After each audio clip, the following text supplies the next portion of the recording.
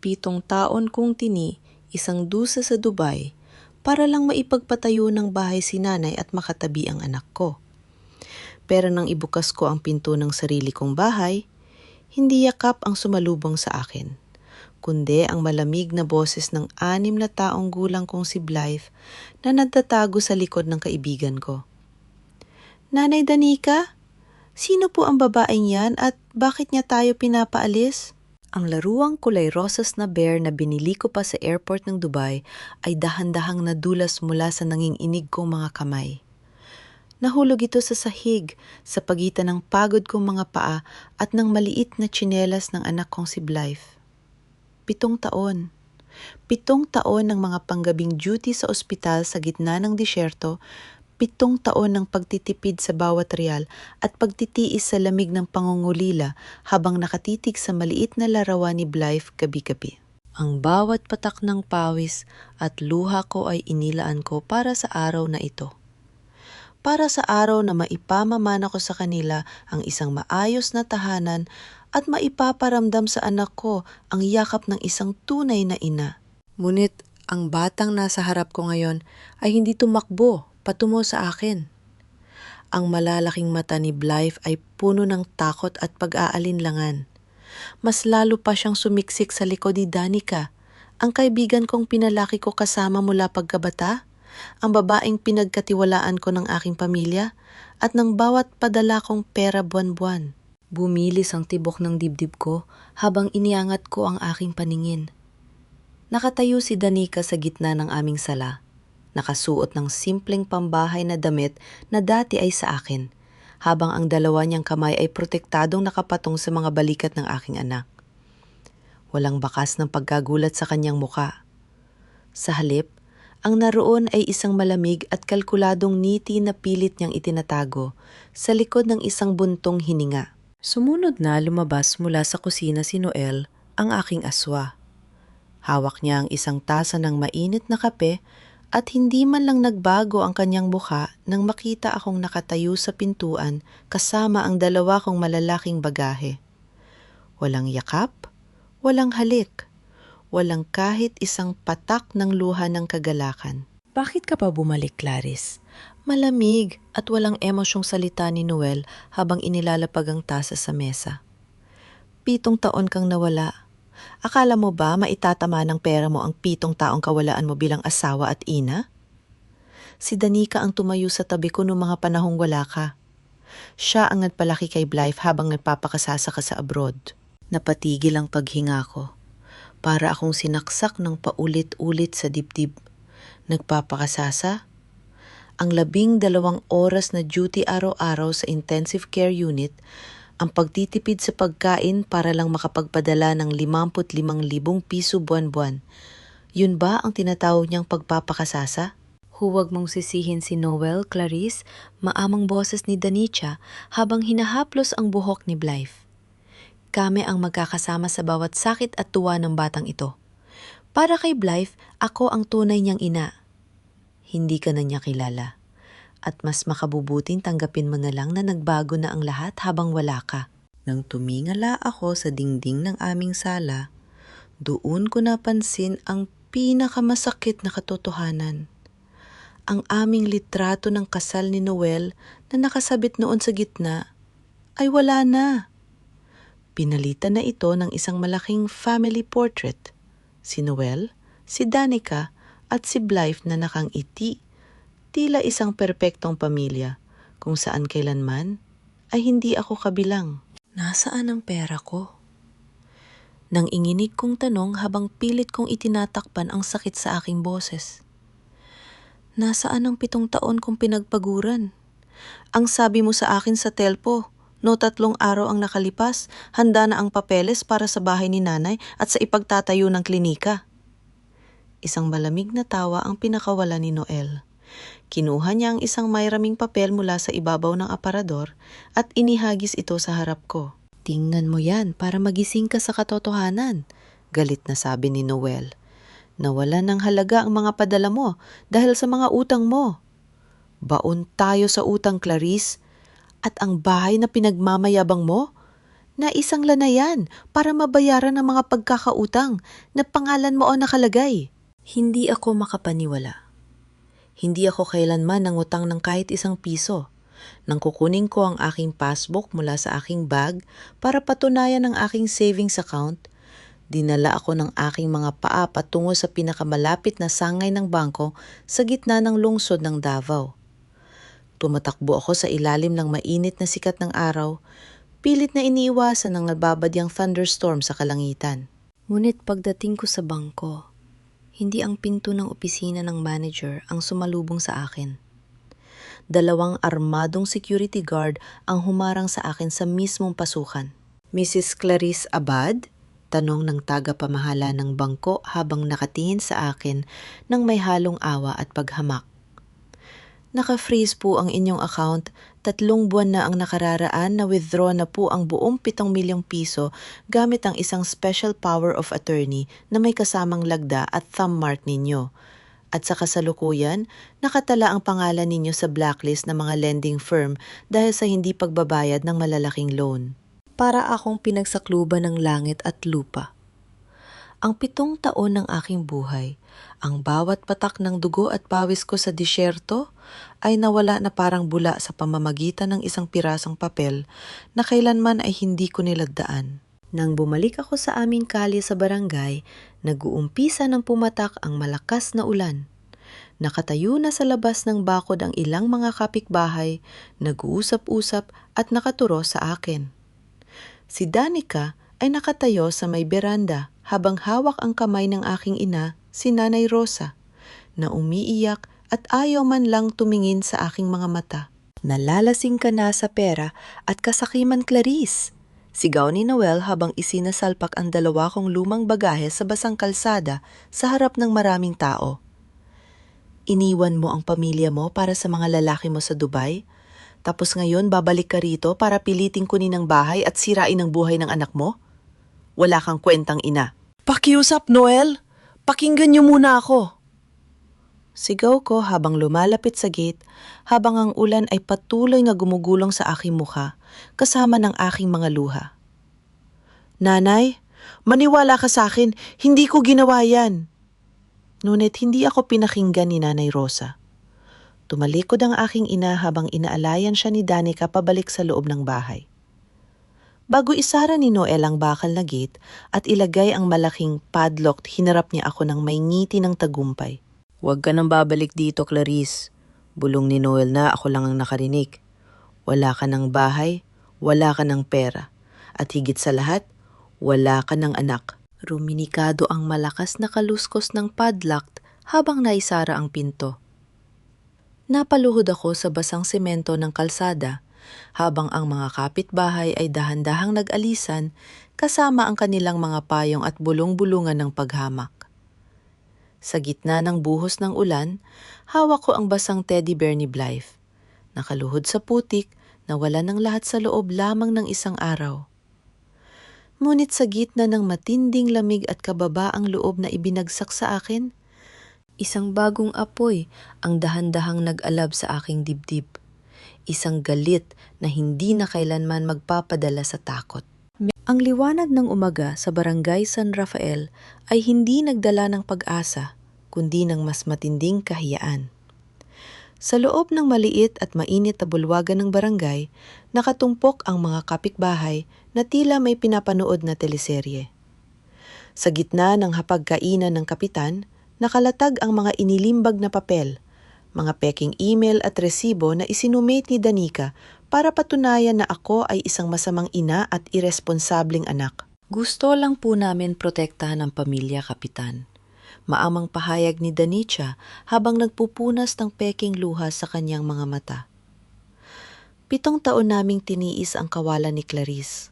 Ngunit na yon, nagbabalik siya para guluhin ang tahimik na buhay ni Blythe at pilit na kukunin ang bahay na naisang lana dahil sa sarili niyang mga pagkautang sa abroad. Nakatayo ako sa gilid, nanginginig ang mga palad habang nakatitig sa mga papel. Nakikita ko ang mga kapitbahay na nagbubulungan, ang mga matang puno ng paghusga at pagtakwil.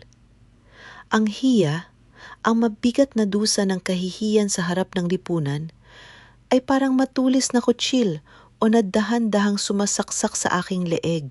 Bumukas ang pinto ng bulwagan at pumasok si Nanay Rosa na inaalaya ng 2 tanod.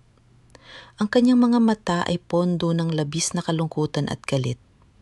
Agad akong lumapit sa kanya, naghahangad ng kahit konting pag-unawa mula sa taong pinag-alayan ko ng 7 taon ng aking kabataan. Nanay, pakiusap, magpaliwanag ako. Pabulong kong pagmamakaawa habang sinusubukang hawakan ang kanyang nanginginig na kamay. Peke ang mga papel na yan. Kailanman ay hindi ko kayo pinabayaan. Subalit bago ko pa matapos ang aking pangungusap, sumampalang ka ng kamay ni Nanay Rosa sa aking pisingi. Isang malakas na tunog ang dumagundong sa buong bulwagan. Hindi ang sakit sa pisingi ang pumatay sa aking puso, kundi ang mga salitang kasunod na lumabas sa bibig ng aking sariling ina. Tumahimik ka! Hiyaw ni Nanay Rosa habang nanginginig ang boses sa kahihiyan. Huwag mo na kami ipahiya sa buong barangay. 7 taon kang nagpakasasa sa Dubai habang si Danica ang nagpapakain sa akin at nag-aalaga sa apo ko kapag may sakit. Si Danica ang tunay na anak sa bahay na yon. Umalis ka na at huwag ka na magpakita sa amin kailanman. Ang bawat salita ng aking ina ay mas mabigat pa kaysa sa hatol ng hukom. Ang utang na loob na naramdaman niya kay Danica sa loob ng 7 taon ay naging matibay na pader na humaharang sa katotohanan. Ipinag-utos ng kapitan na lisanin ko ang nasasakupan ng barangay upang maiwasan ang anumang gulo. Dala ang 2 kong basang bagahe na puno ng putik, naglakad ako sa gitna ng kalsada habang ang mga mata ng mga taong nakakakilala sa akin mula pagkabata ay nakatitig ng may pagkasuklam. Wala akong pera. Wala akong pamilya. Ang mayroon lang ako ay ang dignidad na pilit nilang niyuyurakan. Nang sumapit ang gabi, nakahanap ako ng isang maliit at sirang silid sa isang murang paupahan malapit sa pantalan ng Davao kung saan ang hangin ay mabigat at may amoy ng asin at langis. Sa ilalim ng isang mamulat-mula na ilaw na nakasabit sa kisame, inilatag ko sa ibabaw ng lumang kama ang ilang kopya ng dokumento ng bangko na nagawa kong maibulsa bago ako pinalabas sa barangay. Ginamit ko ang aking sanay na mata bilang isang nurse. Ininspeksyon ko ang bawat linya, ang bawat tatak at ang bawat letang nakasulat sa Special Power of Attorney na ginamit sa pagkuha ng aking 7 milyong piso. At doon, sa gitna ng malamig na gabi, natagpuan ko ang unang patak ng liwanag. Ang aking panggalan sa gitna, ang apelyido ng aking ina na Villanueva, ay nakasulat bilang Villanueva Santos. Isang maling pagbaybay na kailanman ay hindi ko ginagamit sa mga formal na dokumento. Ngunit ito ang eksaktong maling pagbaybay na palaging isinusulat ni Danica nung nag-aaral pa kami sa mataas na paaralan. Napasingap ako. Si Danica. Siya ang gumawa ng dokumento, siya ang nagpalabas ng pera, at siya ang nagbenta sa aking pangalan. Ang lagda at ang thumb mark ay pawang mga peking ginawa ng isang taong may access sa aking mga lumang IDs. Bago ko pa maiproseso ang galit sa aking dibdib, isang mahinang kaluskos ang narinig ko mula sa ilalim ng pintuan ng aking silid. Napatigil ako sa paghinga. May isang nakatagong sulat na dahan-dahang isinilid sa ilalim ng pinto mula sa labas. Agad akong tumayo at binuksan ang pinto, ngunit wala ng tao sa madilim na pasilyo ng paupahan. Kinuha ko ang papel mula sa sahig. Sa pamamagitan ng itim na marka, nakasulat ang isang banta. Umalis ka na sa Davao kung ayaw mong lumutang ang bangkay mo sa dagat. Huwag mo nang lalapitan si Blythe kung gusto mo pa siyang makitang buhay. Pumutok ang matinding galit sa aking sistema. Inipit ko ang banta sa aking palad. Hindi ako tatakbo. Hindi ako matatakot. Sa loob ng aking lumang bag na medical na naglalaman ng aking stethoscope, may isang lumang card na nalaglag sa sahig. Isang maliit na puting papel na may nakasulat na formal na mga letra. Dr. Anton Velez, libreng klinika ng komunidad, lungsod ng Davao. Tinitigan ko ang card sa ilalim ng ilaw.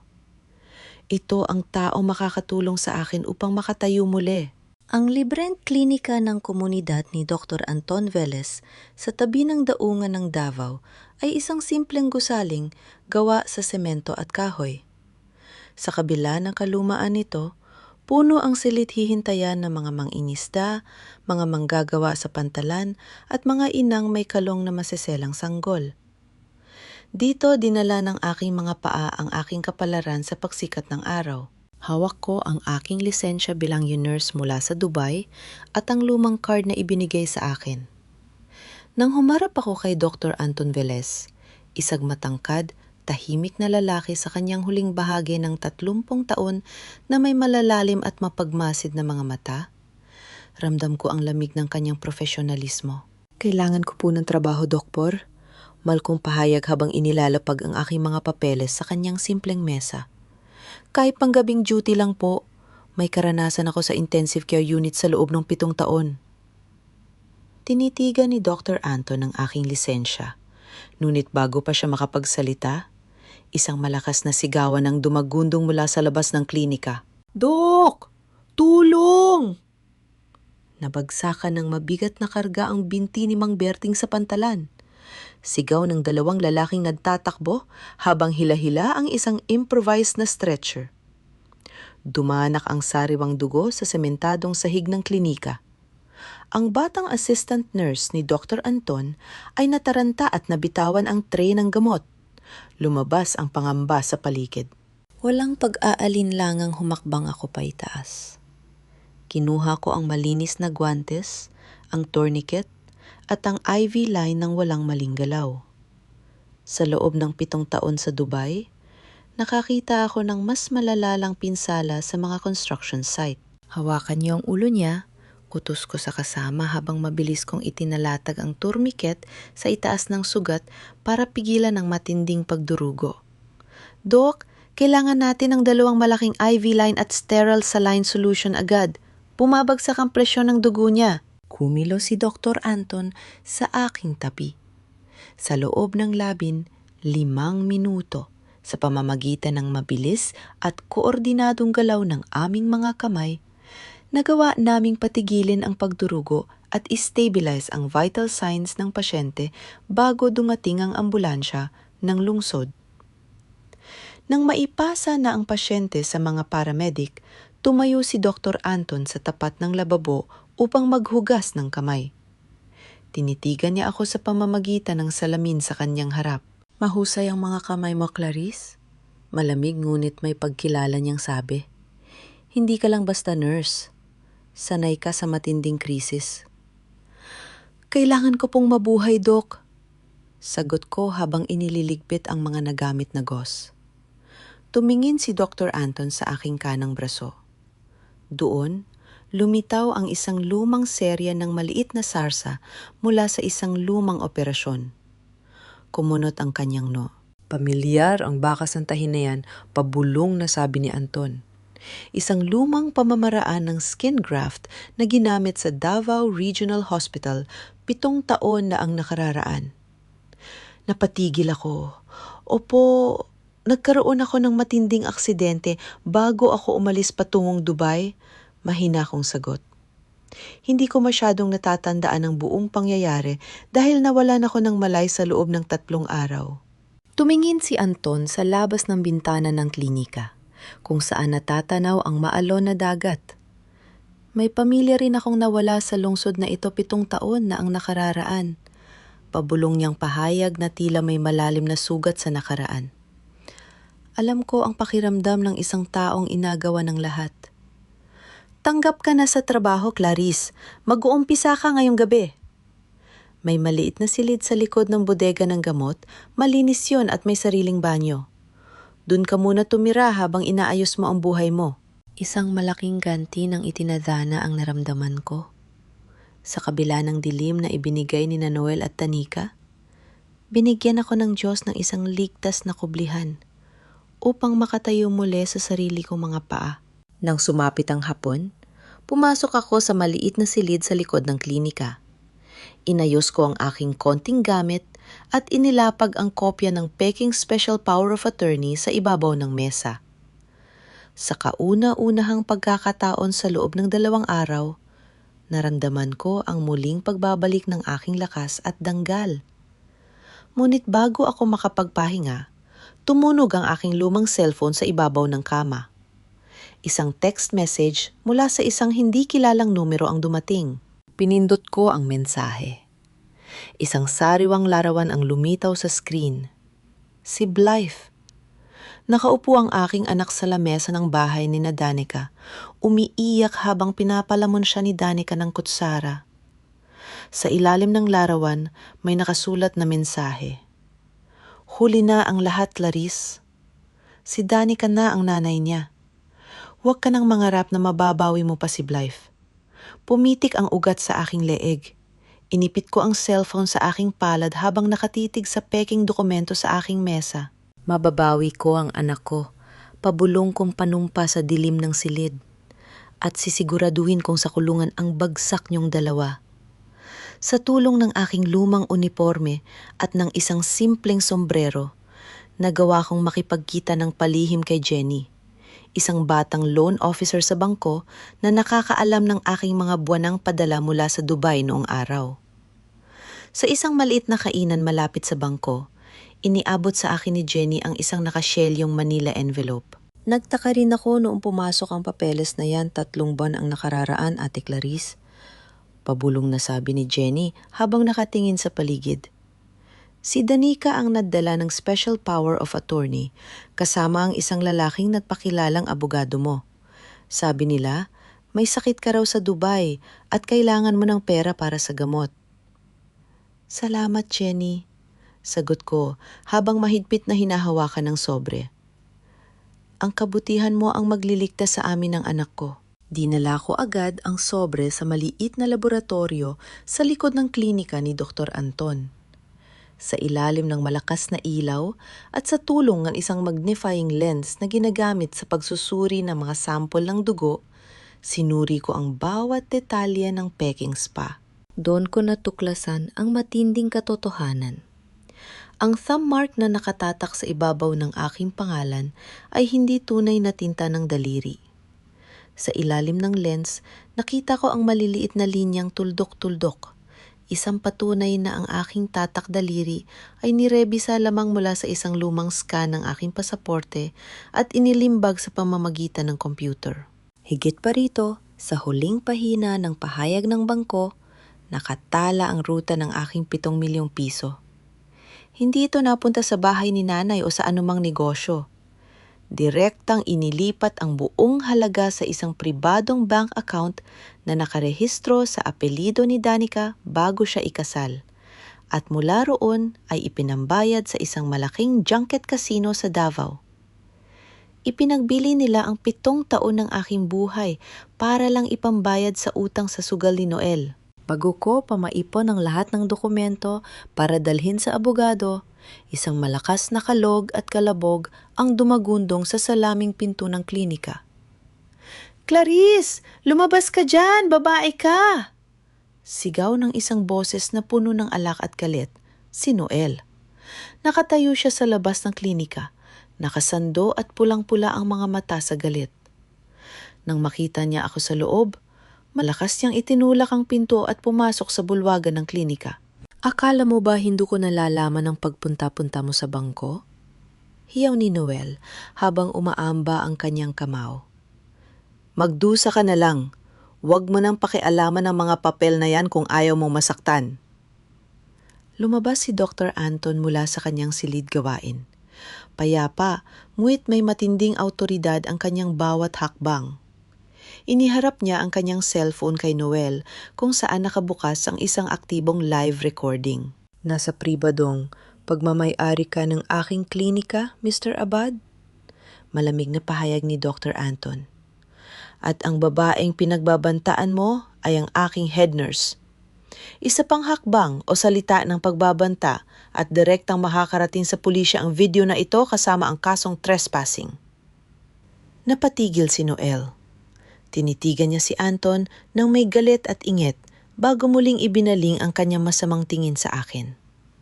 Sumungaw ang isang tawa ng paghamak sa kanyang labi. Sige, protektahan mo ang babaeng yan, Dok. Humarap si Noel sa akin at nagwikang pabulong ngunit puno ng put.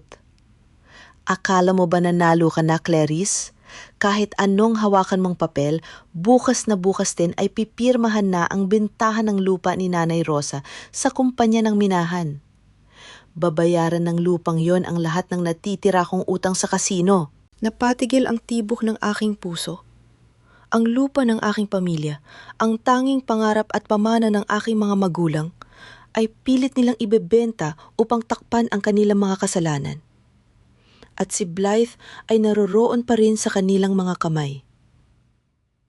Ang umaga sa klinika ay mabilis na nabalot ng isang matinding bangungot. Habang iniaayos namin ni Dr. Anton ang mga gamot para sa panggabing duty, biglang tumunog ang emergency radio ng ospital na nakakabit sa mesa ni Anton.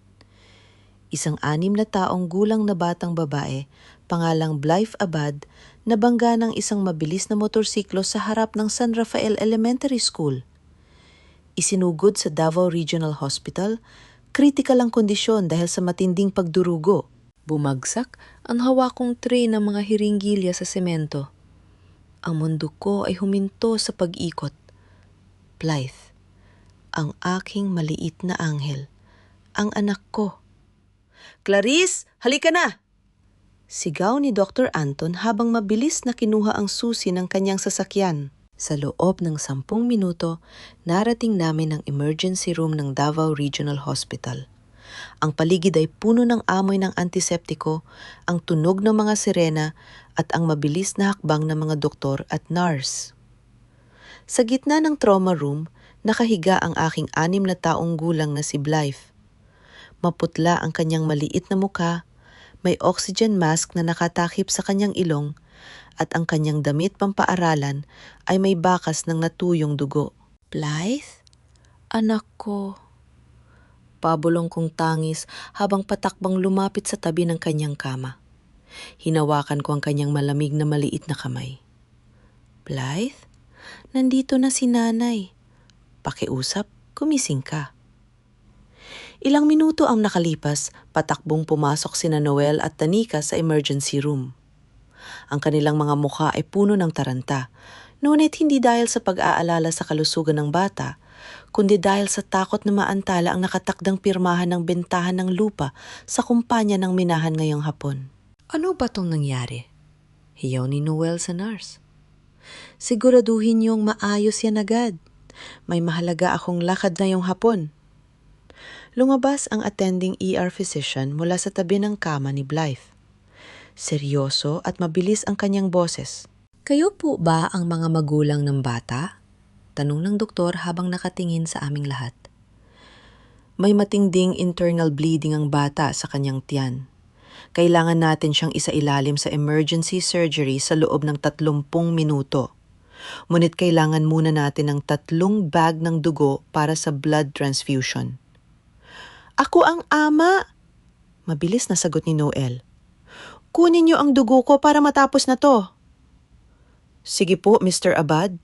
Pumasok ka sa blood station para sa mabilis na cross-matching. Sagot ng doktor. Ngunit nang makita ni Noel ang malaking karayom sa mesa ng nurse, bigla siyang humakbang pabalik. Ang kanyang mukha ay namutla sa takot. Wag mo na ngayon. Pautal-utal na sabi ni Noel habang umaatras. May phobia ako sa karayom at mababa ang presyon ko dahil sa puyat. Bakit hindi na lang kayo kumuha sa blood bank ng ospital? Walang stock ang blood bank natin ngayon para sa katulad ng dugo ng bata. Malamig na sagot ng doktor habang nakatitig sa laboratory sheet. Ang bata ay may napakabihirang blood type, type O negative. Isa sa bawat 500 tao lamang ang may ganitong dugo sa buong bansa. Mr. Abad, anong blood type mo? Mayabang na sumagot si Noel. Type AB positive ako. Malakas at malinis ang dugo ko. Napatigil ang doktor. Inalis niya ang kanyang salamin at tinitigan si Noel na may matinding pagtataka at kawalan ng paniniwala. Mr. Abad, Mali ang sinasabi mo, pormal at matigas na pahayag ng doktor. Sa larangan ng medisina at biolohiya, imposibleng ang isang taong may type AB na dugo ay magkaroon ng anak na type O. Ang isang taong type AB ay nagpapasa ng A o B na gene sa kanyang anak. Kailanman ay hindi pwedeng maging biological na anak ng isang type AB na ama ang isang type O na bata. Hindi ikaw ang tunay na ama ng batang ito. Isang matinding katahimikan ang bumalot sa buong emergency room. Para akong tinamaan ng kidlat sa aking kinalalagyan. Ang buong mundo ko ay nabaligtad sa loob ng 1 segundo. Sa loob ng 7 taon, pinaniwala ako ni Noel at Danica na si Blythe ay bunga ng isang trahedya at aksidente nung ako ay nawala ng malay 7 taon na ang nakararaan. Ginamit nila ang kwentong yon upang palaging iparamdam sa akin ng kahihiyan, hiya. Upang ipamukha sa akin na ako ay isang sirang babae na dapat magpasalamat kay Noel dahil tinanggap niya ako. Ngunit ang katotohanan ay lumabas mula sa mismong agham ng medisina. Si Noel ay kailanman ay hindi naging ama ng aking anak. Ang buong kwento ng aking nakaraan ay isang malaking kasinungalingan na binuo nila para kontrolin ang aking buhay. Tumingin ako kay Danica. Ang kanyang mukha ay napuno ng matinding takot at panginginig. Alam niya. Alam nila mula pa noong simula. Dok, bumabagsak ang blood pressure ng bata. Sigaw ng head nurse mula sa loob ng trauma room. Nag-zero stock na po ang Red Cross Davao para sa O-negative. Naghihingalo na ang bata. Ang tunog ng heart monitor ni Blythe ay naging mabilis at magulo. Ang kanyang buhay ay dahan-dahang nawawala sa bawat segundo. Blythe! Hiyaw ko habang napapahawak sa pintuan. Wala akong magawa dahil hindi rin ako O-negative. Sa gitna ng desperasyon at sigawan, sa emergency room, mabilis na humakbang paitaas si Dr. Anton Velez. Inilabas niya ang kanyang Red Cross donor ID mula sa kanyang kotse at inihagis ito sa mesa ng doktor. O-negative ang dugo ko. Matatag at walang pag-aalinlangang sigaw ni Dr. Anton. Kunin niyo ang dugo ko ngayon din. Iligtas niyo ang bata. Napatitig ako kay Anton. Ang kanyang mga mata ay puno ng determinasyon at isang matinding emosyon na hindi ko maipaliwanag. Habang iniaayos ng nurse ang karayom sa kanyang braso, ang mundo ko ay pinalilibutan ng mga misteryo na dahan-dahang nabubuksan sa gitna ng dugo at katotohanan. Ang dugong pumapaagos mula sa braso ni Dr. Anton Velez patungo sa bag ng dugo ay tila isang pulang ilog ng buhay. Habang nakahiga si Anton sa kama ng donor station, pilit na pinakakalma ang kanyang paghinga, tinitigan ko ang kanyang mukha. Walang bakas ng pag-aalinlangan sa kanyang mga mata. Isagpurong pagnanais lamang na iligtas ang aking anak. Ilang minuto ang nakalipas. Mabilis na dinala ng nurse ang bag ng dugo sa loob ng operating room. Ang mga oras na sumunod ay naging pinakamahabang sandali sa aking buhay. Nakaupo ako sa bakanting bangko sa labas ng silid operasyon, nakayuko at walang tigil sa pagdarasal habang nakatayo si Anton sa aking tabi, nagbibigay ng tahimik na lakas. Nang bumukas ang pinto ng operating room pagkalipas ng 3 oras, lumabas ang surgeon na nakangiti. Ligtas na ang bata, maayos na pahayag ng doktor. Naitahin na natin ang napinsalang ugat sa kanyang tiyan. Dahil sa mabilis na pagbibigay ng O-negative na dugo mula kay Dr. Velez, naging matagumpay ang operasyon. Inilipat na natin siya sa pediatric recovery room. Bumuhos ang aking mga luha. Hindi ng sakit, kundi ng labis na pasasalmart. Niyakap ko si Anton ng mahigpit at sa kauna-unahang pagkakataon sa loob ng 7 taon, naramdaman ko ang isang tunay na init ng pag-asa. Samantala, habang naghihintay na magising si Blythe, dinala kami ng aming pagtataka sa basement ng ospital, sa silid ng mga lumang record ng medisina. Sa tulong ng isang matandang archivist na nakakakilala kay Anton noong nagtrabaho pa ito bilang resident doctor 7 taon na ang nakararaan, na isumatate sa amin ang orihinal na folder ng aking aksidente. Nang buksan namin ang lumang papel, ang buong katotohanan ng aking nakaraan ay tuluyang nabunyag. 7 taon ang nakararaan nang ako ay isugod sa ospital na ito matapos ang isang matinding aksidente sa kalsada. Si Anton ang doktor na nagligtas sa aking buhay. Siya ang nagbigay ng kanyang sariling dugo at nagsagawa ng emergency transfusion habang ako ay walang malay. Ngunit si Danica, na nagtatrabaho bilang isang administrative clerk sa ospital, ang nagpalit ng mga pangalan sa record. Binayaran ni Danica ang isang tiwali na kawani upang baguhin ang mga papel. Binuo nila ang kwento ng bultong aksidente at pag-atake upang itatak sa aking isipan ang matinding kahihiyan-hiya habang ikinasal ako kay Noel upang maging mukhang tagapagligtas si Noel sa mata ng lipunan. Hindi ka kailanman nadungisan, Clarice? Pabulong na sabi ni Anton habang nakatitig sa akin ng may malalim na emosyon. Ang kwentong ipinalabas nila para sirain ang danggal mo ay isang malaking kasinungalingan. Si Blythe ay isang biyaya ng buhay, hindi ng kasalanan. Ang mga luha sa aking mga mata ay naging apoy ng matinding galit. Ang 7 taon ng aking pagdurusa, ang gabi-gabing pag-iyak dahil sa akala kong ako ay isang sirang babae, ay pawang gawa-gawa lamang ng 2 taong lason ang puso. Umakyat kami pabalik sa pangunahing bulwagan ng ospital, kung saan nakatayo pa rin sina Noel at Danica na balisa at nag-aaway sa isang sulok. Dumiretso ako sa kanilang tapat, hawak ang orihinal na certified record mula sa archive. 7 taon! Hiyaw ko sa harap nilang dalawa na naging dahilan upang lumingon ang mga doktor at bisita sa paligid. 7 taon niyo akong pinagmukhang may kasalanan. 7 taon niyo akong ipinahiya sa buong barangay at ginawang alipin ng kasinungalingan niyo. Pero ngayong araw, tapos na ang lahat. Namutla si Noel. Humakbang siya pabalik habang ang mga tao sa paligid ay nagbubulungan sa matinding pagkagulat. Clarice, magpaliwanag kami. Pautal-utal na sabi ni Noel. Wala ka nang dapat ipaliwanag. Sigaw ko habang nakaturo ang aking daliri sa kanyang muka.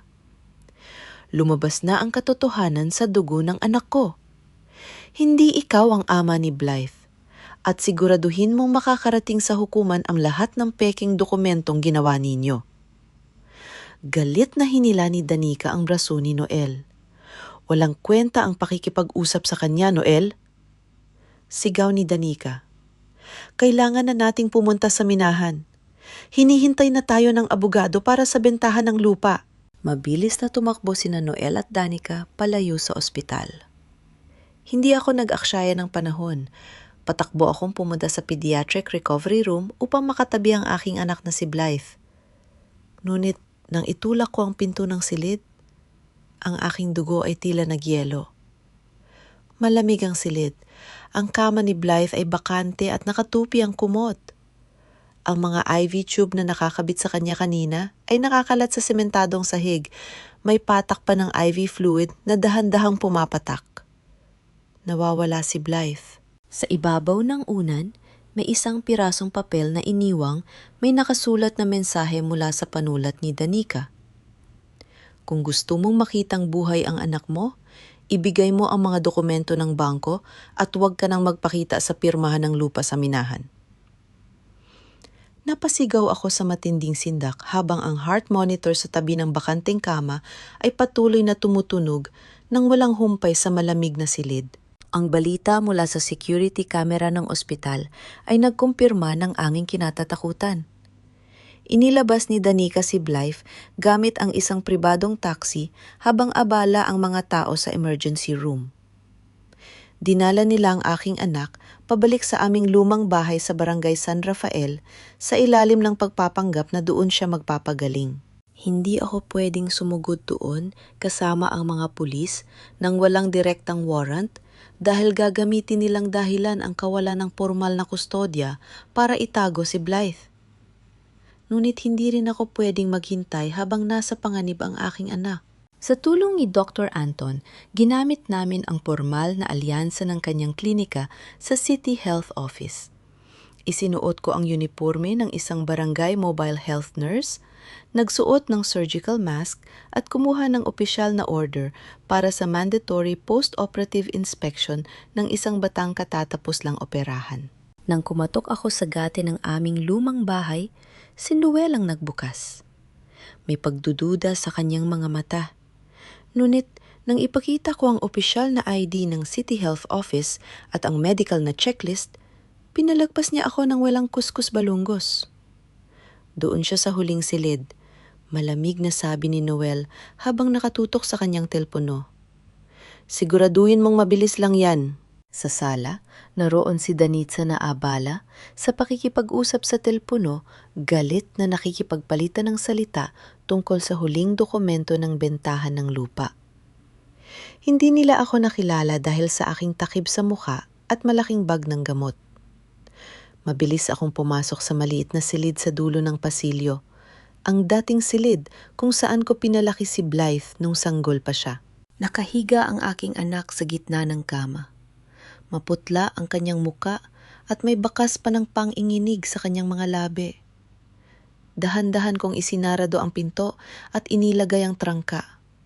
Inalis ko ang aking surgical mask at lumuhod sa tabi ng kanyang kama. Sa pamamagitan ng aking mga sanay na kamay bilang nurse, dahan-dahan kong pinalitan ang kanyang gauze at sinuri ang tahi sa kanyang tiyan.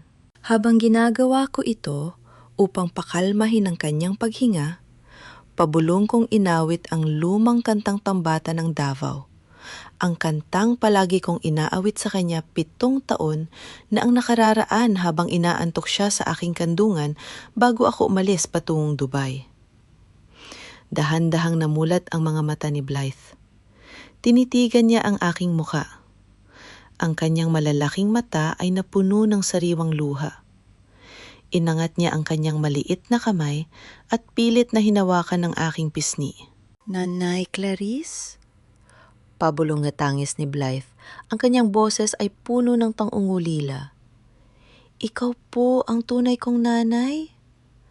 Naalala ko na po ang boses mo at ang amoy mo. Bumuhos ang aking mga luha. Niyakap ko ang aking anak ng napakahigpit, ngunit maingat upang hindi matamaan ang kanyang tahi. Oo, anak, si nanay to. Pabulong kong tangis sa kanyang buhok. Patawarin mo ako kung nawala ako ng matagal. Pero nandito na si nanay. Hinding-hindi na kita iiwan ulit. Nanay Danitza, sinasabi niya po na masama ka raw at aalis ka na raw ulit. Umiiyak na bulong ni Blythe. Huwag kang maniniwala sa kanila, Blythe. Ikaw ang buong buhay ko, sagot ko habang hinahalikan ng kanyang no. Bago pa man kumatok si Danitza mula sa labas, nahagip ng aking mata ang isang dilaw na papel ng kasunduan na nakapatong sa mesa sa tabi ng kama.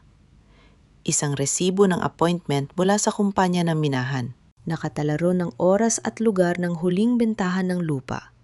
Bukas ng gabi, 8:00, sa lumang bodega ng minahan sa sitio Magsaysay. Doon gaganapin ang huling pirmahan at pag-abot ng salapi. Nurse, tapos ka na ba dyan? Kalog ni Danica sa pinto mula sa labas. Mabilis kong ibinalik ang aking surgical mask. Kinuha ko ang isang maliit na candy na gawa sa strawberry mula sa aking bulsa at inilagay sa palad ni Blythe. Magpakatagtag ka anak, pabulong kong bilin sa kanya. Bukas ng gabi, magkakasama na tayo ng panghabang buhay. Lumabas ako ng silid ng nakatungo ang ulo. Dumaan sa harap ni Danica at Noel nang hindi nagpahalata. Sa bawat hakbang ko palabas ng bakod, ang takot sa aking puso ay tuluyang napalitan ng isang matigas na bakal ng determinasyon. Alam ko na kung saan at kailan matatapos ang laban na ito. Ang gabi sa Davao ay naging tahimik, ngunit puno ng matinding paghahanda. Sa loob ng maliit na tanggapan ni Dr. Anton, inilatag namin ang huling hakbang ng aming plano. Hindi sapat na mabawi ko si Blythe. Kailangang tuluyang maipakulong ang mga taong sumira sa aming buhay upang wala na silang muling masaktan. Kailangan muna natin silang paghiwalayin. Seryosong pahayag ni Dr. Anton habang hawak ang kanyang telpono. Tinawagan ni Anton si Noel gamit ang kanyang formal na boses bilang doktor. Sinabi niya kay Noel na handa siyang magbigay ng 2 milyong piso bilang out-of-court settlement upang iuro ang lahat ng kasong medical laban kay Noel kapalit ng tahimik na pag-alis nito sa lungsod. Dahil sa labis na kasakiman at pangangailangan ng pera para sa kanyang utang sa kasino, mapilis na kinagat ni Noel ang pain at pumayag makipagkita kay Anton sa isang malaking coffee shop sa kabilang bahagi ng lungsod. Habang abala si Anton sa pag-aantala kay Noel, ginamit ko ang pagkakataon upang pumunta sa tanggapan ni Danica sa Regional Mining Building sa gitna ng lungsod. Dala ang isang duplicate keycard na nagawa kong makuha mula sa kanyang bag. Noong ako ay nagpanggap na health nurse, dahan-dahan kong binuksan ang pinto ng kanyang pribadong opisina sa 3 palapag. Ang silid ay mabango, ngunit malamig. Puno ng mga mamahaling muebles na nabili gamit ang aking pinagpag-urang pera mula sa Dubai. Naglakad ako patungo sa likod ng kanyang malaking mesa. Sa dingding, nakasabit ang isang malaking nakframe na larawan. Inalis ko ang larawan at sa likod nito ay lumitaw ang isang maliit na electronic wall safe. Kailangan ko ng 6-digit na passcode. Inalala ko ang lahat ng bagay tungkol kay Danica, ang kanyang matinding obsession sa pamilya ni Anton at sa nakaraan. Inilagay ko ang kaarawan ni Anton na natuklasan ko sa kanyang medical na record. 081288. Isang berdeng ilaw ang kumislap at narinig ko ang malutong na tunog ng pagkabukas ng bakal na pinto. Sa loob ng safe, nakatago ang pinakamahalagang ebidensya. Isang itim na master external hard drive. Ang orihinal na titulo ng lupa ni Nanay Rosa. At isang lihim na notebook na naglalaman ng mga sulat kamay ni Danica. Nang buksan ko ang notebook, lalo akong nagulat sa lalim ng kanyang panggagamit. Nakatala roon ang lahat ng utang sa kasino ni Noel, kasama ang kanyang plano na takasan si Noel pagkatapos makuha ang pera ng minahan. Hindi lang ako ang niloko ni Danica. Niloloko rin niya ang mismong kasabwat niyang si Noel. Kinuha ko ang hard drive at ang mga orihinal na papeles, mabilis na lumabas ng gusali bago pumasok ang mga panggabing gwardiya. Pagdating ko sa laboratorio ng klinika ni Anton, mabilis naming ikinabit ang hard drive sa aming high-speed computer. Kasama ni Anton, isinagawa namin ang pag-upload ng lahat ng nilalaman ng hard drive sa isang ligtas na cloud server. Ang mga scan ng peking titulo, ang record ng illegal gambling, at ang mga audio recording ng pakikipag-usap ni Danica sa mga tiwaling opisyal. Ginamit ko ang aking kaalaman sa online security para maglagay ng isang automated broadcast system. Isang programa ang aming binuo. Bawat 60 minuto, kailangan kong magpasok ng isang safety pin sa aking cellphone. Kapag hindi ko na ipasok ang pin sa loob ng takdang oras o kapag naputol ang signal ng aking GPS dahil sa panganib, ang buong folder ng mga ebidensya ay otomatikong maipapadala sa headquarters ng CPT Davao Police at sa mga pangunahing newsroom ng telebisyon sa buong bansa. Hindi na sila makakatakbo sa batas, malamig kong pahayag habang nakatitig sa monitor kung saan nakasulat ang automated system armed and ready.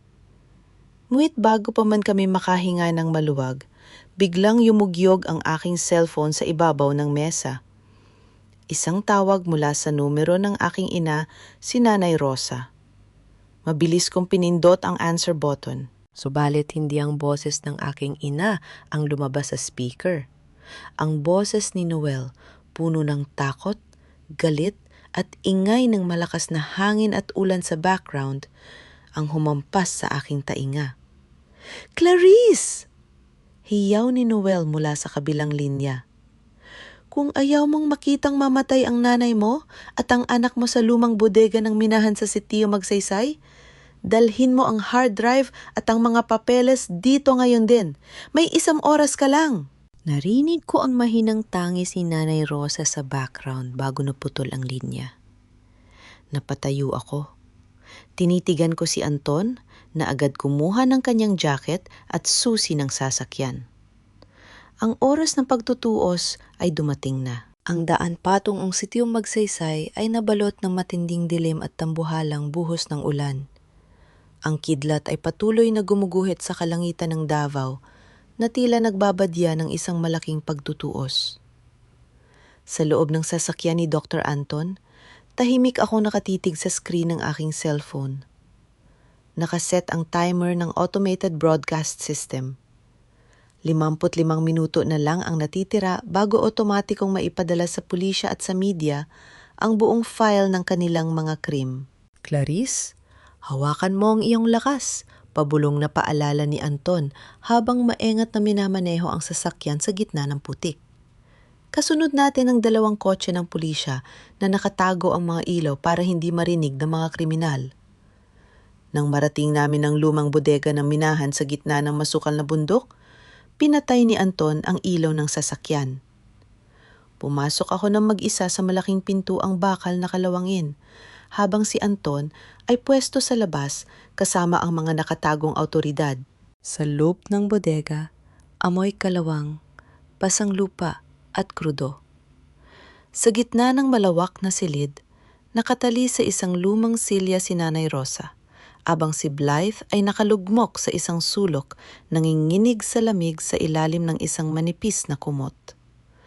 Nakatayo si Noel na may hawak na lumang baril, habang si Danica ay abala sa pag-iimpake ng mga papeles ng minahan sa isang itim na bag.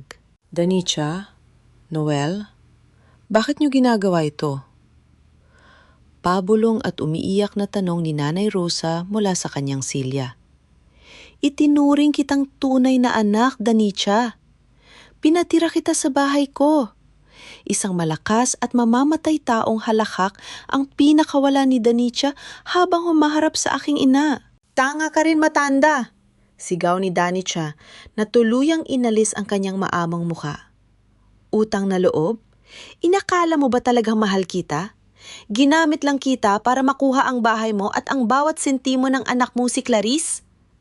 Wala kang kwenta sa akin, kundi isang matandang madaling lokohin. Ang bawat salita ni Danica ay parang malaking pait na sumaksak sa puso ni Nanay Rosa.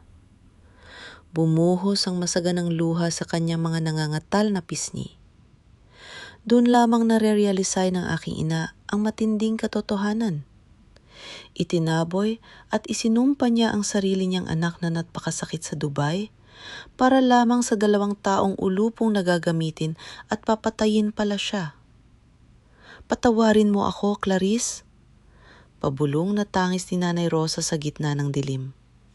Patawarin mo ang nanay mong naging bulag. Dahan-dahan akong humakbang paitaas mula sa dilim ng pinto. Ang tunog ng aking basang sapatos sa semento ay naging sanhi upang mabilis na lumingon sina Noel at Danica. Itaas mo ang kamay mo, Clarice! Sigaw ni Noel habang itinututok ang baril sa aking dibdib.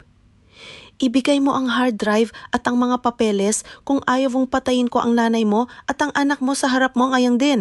Hindi ako huminto sa paglakad. Hindi ako nanginig. Tinitigan ko si Noel ng diretso sa kanyang mga mata.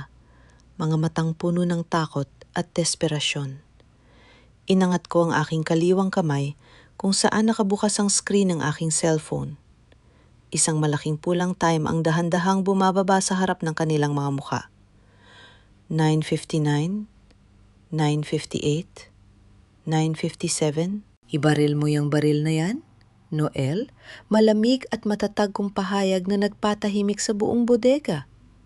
Pero sa loob ng 9 na minuto, kapag hindi ko na ipasok ang secret code sa teleponong ito, ang buong CPT Davao Police Headquarters at ang lahat ng istasyon ng radyo at telebisyon sa bansa ay makakatanggap ng ebidensya ng mga krimen nyo, kasama ang kasalukuyang lokasyon natin ngayon din.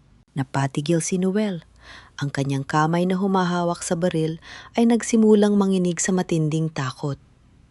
Lumapit si Danica sa kanyang tabi, namumutla ang mukha habang nakatitig sa pulang timer sa aking kamay. Ang kulog na dumagundong sa kalangitan ng sitio Magsaysay ay tila sumabay sa matinding panginginig ng kamay ni Noel. Ang ulan ay patuloy na pumapasok sa mga sirang yero ng lumang bodega na nagiging sanhi ng mabilis na pagputik ng sementadong sahig. "Parilin mo na siya, Noel!" Sigaw ni Danica habang pilit na umaatras. "Kunin mo ang telepno at burahin mo ang programa bago dumating ang pulis." Subalit bago pa man makagalaw si Noel, isang itim na pickup truck ang mabilis na pumasok sa malaking pinto ng bodega. Huminto ang sasakyan at bumaba ang isang lalaking nakabarong, ang kinatawan ng iligal na kumpanya ng minahan. Dala nito ang isang malaking itim na duffel bag na puno ng 10 milyong pisong cash, ang paunang bayad para sa pag-agaw sa lupa ni Nanay Rosa. "Ito na ang pera, Danica," sigaw ng lalaki habang inilalapag ang bag sa ibabaw ng isang kalawangin na mesa. "Pirmahan niyo na ang huling papeles at aalis na tayo rito." Nang makita ni Danica ang napakaraming pera, lumitaw ang kasakiman sa kanyang mga mata. Mabilis siyang humakbang patungo sa bag upang kunin ito. Ngunit sa puntong yon, ang takot ni Noel ay pinalitan ng isang mas madilim na kasakiman. Tinitigan niya ang bag ng pera at pagkatapos ay tinitigan niya si Danica. Naalala niya ang mga sulat sa notebook na nabasa ko kanina. Ang plano ni Danica na itakbo ang buong pera sa ibang bansa at iwanan siyang baon sa utang sa mga mamamatay taong junket casino. "Ibaba mo ang kamay mo sa bag na yan, Danica!" Hiyaw ni Noel habang itinututok ang kanyang baril sa ulo ng mismong kasabwat niyang si Danica. Napatigil si Danica. Namutla ang kanyang mukha sa matinding pagkagulat at hindi paniniwala. "Noel, anong ginagawa mo?" Pautal-utal na tanong ni Danica. "Ako ang nagplano ng lahat ng to. Ako ang nagligtas sa'yo sa mga utang mo." "Inakala mo ba talagang gagawa ko, Danica?" Galit na sigaw ni Noel habang nanginginig ang kanyang boses sa sobrang pagkabaliw. "Alam ko ang plano mo. Nabasa ko ang mga papeles mo. Balak mo akong takasan pagkuha ng pera. Walang sinuman sa inyo ang aalis ng buhay kasama ang perang to. Ako lang ang gagamit ng perang to para makalabas ng bansa. Gago ka, Noel!" Hiyaw ni Danica habang buong lakas na dinaluho si Noel upang agawin ang baril at ang bag ng pera. Nagkaroon ng isang matinding pagbubuno sa pagitan ng dalawang kriminal sa gitna ng putik. Nagpumigla si Danica habang si Noel ay pilit na ipinagtatanggol ang baril. Isang malakas na putok ng baril ang dumagundong sa loob ng bodega. Sumambulat ang mga talsik ng apoy sa kadiliman. Tumama ang bala sa lumang yerong bubong na nagdulot ng pagbagsak ng malalaking piraso ng bakal at mas matinding buhos ng tubig, ulan sa kanilang kinaroroonan. Samantala, habang abala ang dalawa sa kanilang sariling kasakiman at pag-aaway, hindi ako nag-aksyaya ng panahon. Patakbo kong tinawid ang madilim na sulok ng bodega patungo sa kinaroroonan ni Nanay Rosa at Blythe. Inilabas ko ang isang maliit na scalpel mula sa aking medical na kit. Sa pamamagitan ng mabilis at sanay kong mga kamay, mabilis kong pinutol ang matitigas na lubid na nakatali sa mga bisig at binti ng aking ina. "Clarice, anak ko." Pabulong na tangis ni Nanay Rosa habang hawak ang aking nanginginig na mga kamay. "Patawarin mo ako. Napakasama kong ina sa'yo. Naniwala ako sa mga laso ng ibang tao kaysa sa sarili kong dugo. Nanay." Tapos na yon, mahina akong sagot habang pinupunasan ng luha sa kanyang mukha. "Nandito na ako. Kailangan natin iligtas si Blythe." Kinuha ko si Blythe mula sa sulok at binuhat siya sa aking mga braso. Pinalibutan ko silang dalawa at inakay patungo sa likod ng isang malaking tumpok ng matitigas na kahoy na karga upang protektahan sila mula sa anumang ligaw na bala. Niyakap ni Nanay Rosa si Blythe ng napakahigpit habang ginagamit ang kanyang sariling katawan bilang pananggalang sa aking anak. Hinding-hindi ko na kayo hahayaang saktan ulit, pabulong na panumpa ni Nanay Rosa habang umiiyak at humahalik sa ulo ng aking anak. Ako ang magtatanggol sa inyo ngayon. Sa labas ng bodega, ang pulang timer sa aking cellphone ay tuluyang sumapit sa 000. Sa mismong segundong yon, ang madilim na gabi ng sitio Magsaysay ay biglang nabalot ng naglalakihang pulang at bughaw na ilaw ng mga sasakyan ng pulisya. Ang nakatutulig na tunog ng mga sirena ng pulisa ay sumabay sa dagundong ng kulog sa kalangitan. Sa pamamagitan ng malalakas na megaphone, umalingaw-ngaw ang boses ng Chief of Police ng Davao sa buong lambak. Pulisa ito ng Davao City! Ibaba niyo ang inyong mga armas. Palibot na ng SWAT Tactical Unit ang buong lugar. Wala na kayong takas. Isang malaking armored tactical vehicle ng pulisi ang buong lakas na sumagasa sa malaking bakal na gate ng bodega. Bumasag ang pintuan at pumasok ang 12 heavily armed SWAT officers na may hawak na mga assault rifle. Ang mga pulang laser sight na mga baril ng pulisi ay mabilis na nakatutok sa dibdib ni Noel at sa mukha ni Danica na kasalukuyang nakalugmok sa putik habang hawak ang bag ng pera. Kasunod ng mga pulis, pumasok ang mga van ng mga pangunahing istasyon ng telebisyon sa bansa. Ang naglalakihang liwanag ng mga halogen light na mga kamera ng media ay direktang tumama sa mga mukha ni Noel at Danica na nagpadilim sa kanilang mga mata at naglantad sa kanilang mga krimen sa buong bansa sa pamamagitan ng live broadcast. Nabitiwan ni Noel ang kanyang baril. Bumagsak siya sa kanyang mga tuhod sa putik. Nakataas ang 2 kamay habang umiiyak sa matinding takot at kahihiyan. Si Danica naman ay napaluhod sa tabi ng bag ng pera, nakatitig sa mga liwanag ng kamera habang ang kanyang maamang maskara ay tuluyang nadurog sa harap ng buong Pilipinas. Lumabas si Dr. Anton mula sa likod ng mga pulis, patakbong lumapit sa aming kinaroroonan sa likod ng mga kahoy. Ligtas na ang lahat. Clarice, hingal na pahayag ni Anton habang tinutulungan kaming tumayo. Tapos na ang laban.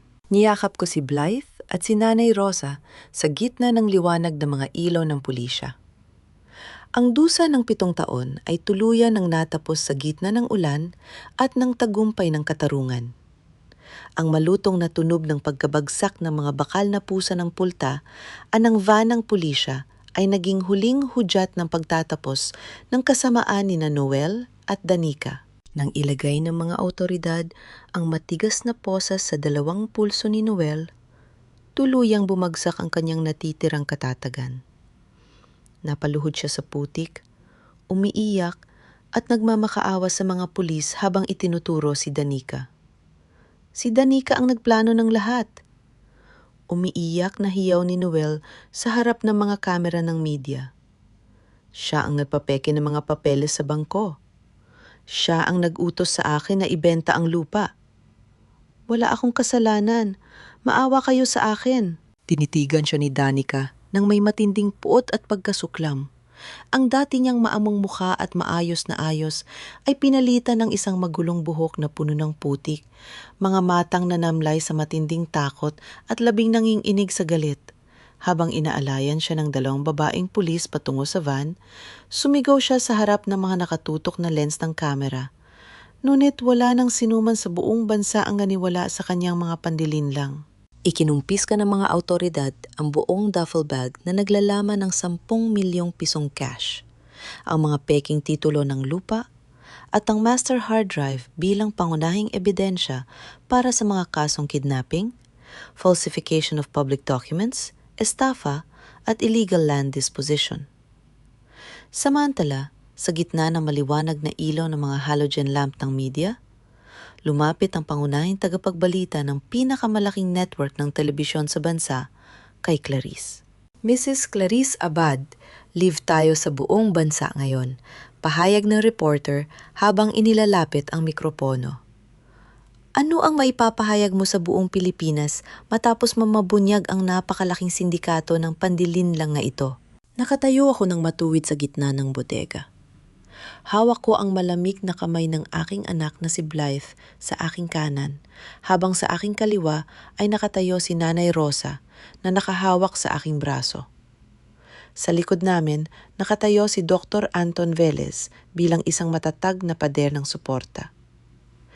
Tinitigan ko ang kamera ng may buong katatagan at dignidad. Isang dignidad na kailanman ay hindi nabawas sa kabila ng 7 taon ng pagdurusa at paninirang puri. Ako si Clarice Abad, formal at malinaw kong pahayag na umalingaw-ngaw sa milyon-milyong tahanan sa buong bansa. 7 taon akong nagpakasakit bilang isang registered nurse sa Dubai para lang maipagpatayo ng magandang bukas ang aking pamilya.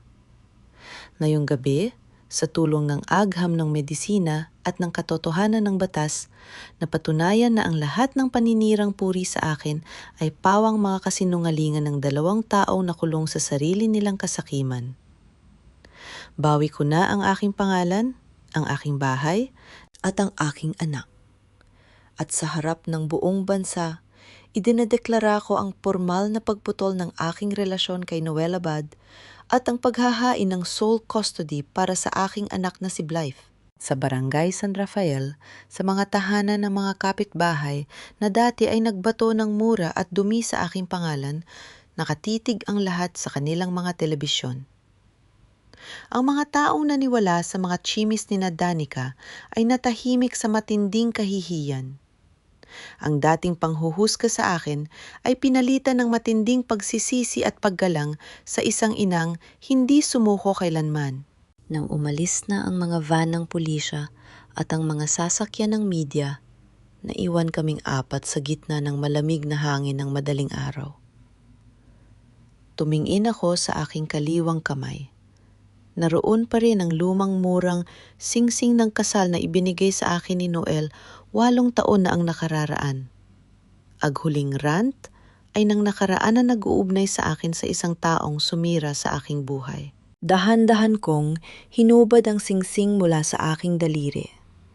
Tinitigan ko ito sa huling pagkakataon at pagkatapos ay buong lakas kong inihagis ito sa gitna ng isang malalim na putikan sa kalsada. Lumubog ang singsing sa dilim, nawala na parang isang masamang panaginip. Inalis ni Dr. Anton ang kanyang kapal at tuyong jacket at maingat na ipinatong ito sa aking basang mga balikat. Malamig pa, Clarice, pabulong na sabi ni Anton habang nakangiti ng may matinding lambing. Hayaan mo ngang init ng bagong araw ang mag-alaga sa inyo. Tumingin ako sa silangan. Sa ibabaw ng matataas na kabundukan ng Davao, ang madilim na ulap ng bagyo ay dahan-dahang napapawi. Ang unang sikat ng gintong araw ng umaga ay nagsimulang gumuhit sa kalangitan na nagpapakita ng isang magandang bahaghari sa ibabaw ng lungsod.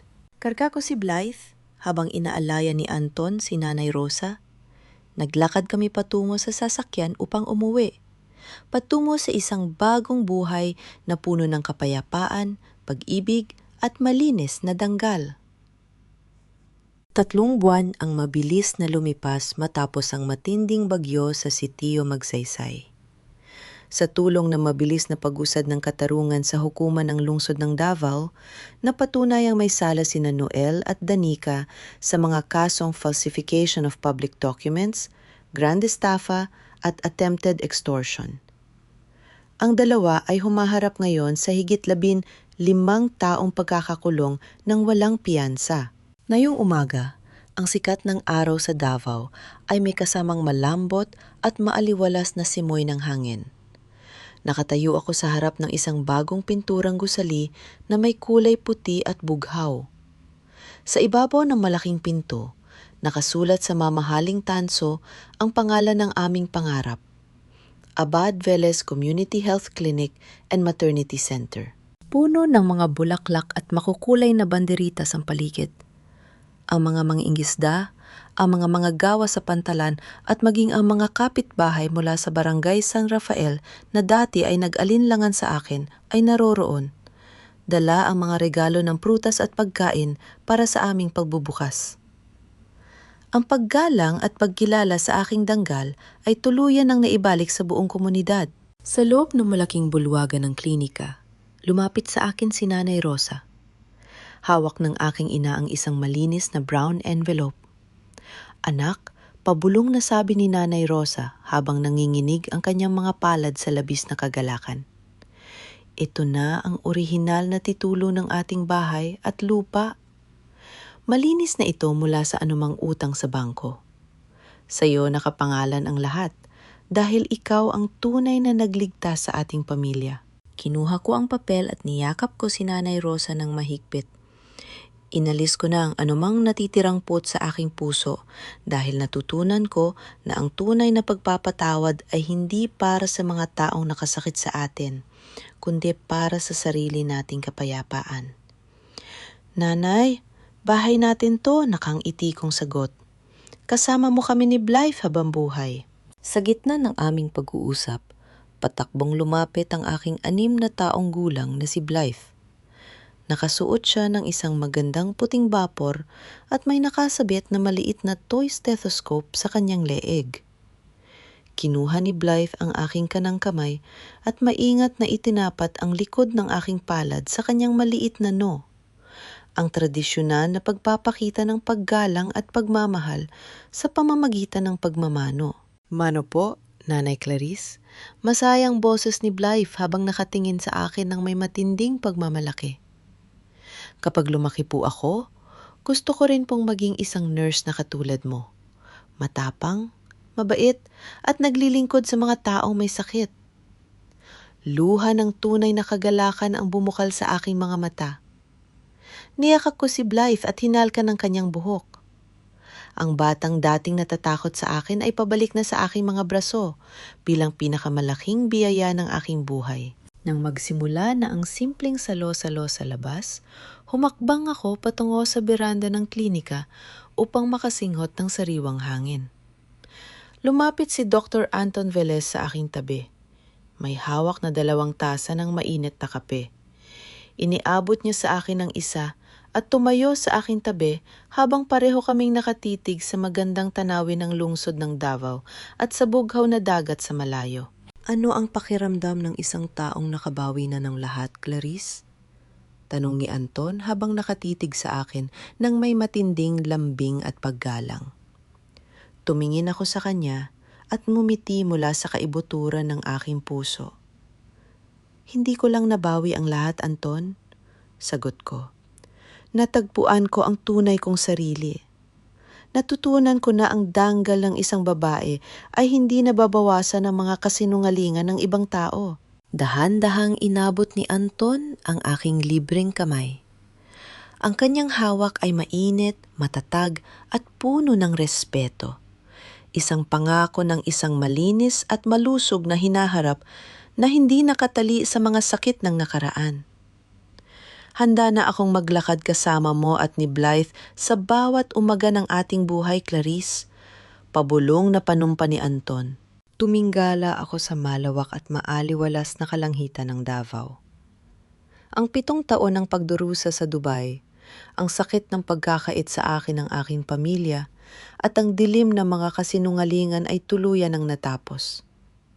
Sa dulo ng bawat bagyo, ang katotohanan at ang pagmamahal ng isang ina ay palaging makakahanap ng daan pabalik sa tahanan. Mga mahal kong tagapakinig, habang tinititigan ko ang ngiti ni Clarice at ang yakap ng kanyang anak sa ilalim ng unang sinag ng araw sa Davao, napagtanto ko na ang buhay ay tulad ng isang dekalidad na stethoscope. Kahit gaano kalalim ang ingay at gulo sa paligid, kapag pinakinggan mo ng may payapang puso, maririnig mo ang totoong pintig ng katotohanan at katarungan. Maraming salamat sa inyong pag-abay at pagtiyaga hanggang sa dulo ng kwentong ito. Nais ko pa ring balikan sa aking isip ang gabing yon sa loob ng malamig at maulan na bodega ng minahan sa sitio Magsaysay. Ang nanginginig na mga kamay ni Clarice habang nakatutok ang baril sa kanyang dibdib at ang mga luhang pumatak sa basang semento nang mapagtanto niyang ang tanging kalasad ng kanyang pamilya ay ang kanyang sariling katatagan. Ang kwentong ito ay hindi lamang katang-isip, Hinango ito mula sa libu-libong tinig ng mga kababaihang Pilipina sa loob at labas ng bansa na tahimik, na nagpapakasakit, lumuluha sa dilim, ngunit bumabangon ng may mas matatag na muka para sa kanilang mga anak. Kayo, mga mahal ko, kung kayo ay nasa posisyon ni Clarice, nakatayo sa harap ng mga taong pilit na yumurak sa inyong pangalan at danggal, kayo ba ay pipiliing lumaban ng harapan gamit ang batas at katotohanan? O pipiliing manahimik na lamang para sa kapayapaan ng inyong pamilya? Nasaan kaya kayo ngayon habang nakikinig sa audio na ito? Kayo ba ay napapahinga na pagkatapos ng mahabang araw sa trabaho? O baka naman kayo ay nag-iisa habang binabantayan ng inyong mga anak? Nais kong malaman ang inyong kwento. Iwanan ninyo ang inyong mga opinyon at karanasan sa comment section sa ibaba. Dahil dito sa ating tahanan, bawat tinig ay may halaga at bawat sugat ay may taong handang maing.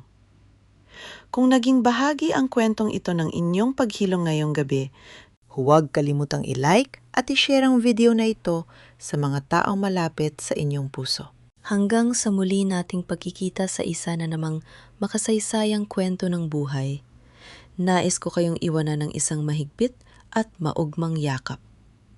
Maging matatag kayo, manalig sa sarili, at tandaan na anuman ang bagyong dumating, ang katotohanan ang laging magpapalaya sa inyo. Magandang gabi sa inyong lahat.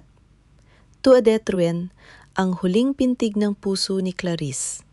Lưu ý, tất cả các nhân vật và tình huống trong truyện đều là hư cấu, được sáng tạo nhằm mục đích giải trí và truyền tải thông điệp tích cực.